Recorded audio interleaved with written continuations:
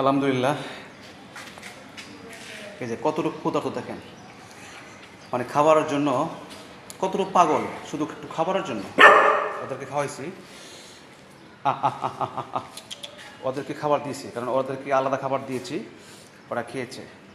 ঠিক আছে। আর ও হলো একটু চিকন টাইপ, তো মানে ওর শরীরটা দুর্বল, ও খাইতে পারে না। এই জন্য ওকে তাড়িয়ে দে, এই জন্য ওকে গেট লাগিয়ে খাবার দিয়েছি।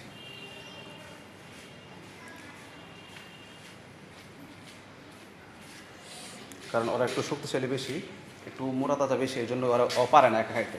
এই জন্য ওদেরকে বাইরে আগে খাবার দিয়েছি। ঠিক আছে।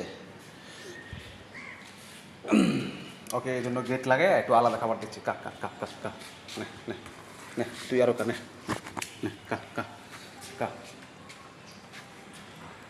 কা।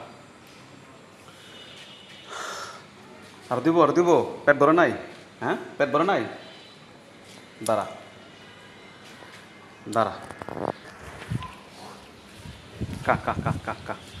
যাই হোক, এখন তো পেটটা পড়ছে নাকি? হুম, এখন পেট পড়ছে না একটু? যা, এখন পানি খা, যা।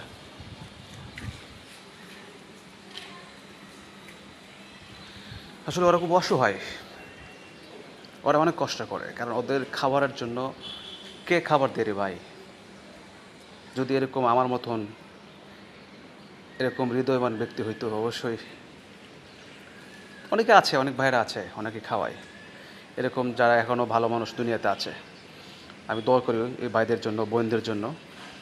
আর অবশ্যই আপনারা প্রাণীকে খাওয়াবেন, কারণ ওরা অসহায়। ওরা শুধু এক মুঠ খাবারের জন্য কিন্তু আমার দিকে, আপনার দিকে তাকিয়ে থাকে সারাটা দিন, কিন্তু আমরা ওদেরকে খাবার না দিয়ে মারধর করি। এটা কেউ করবেন না।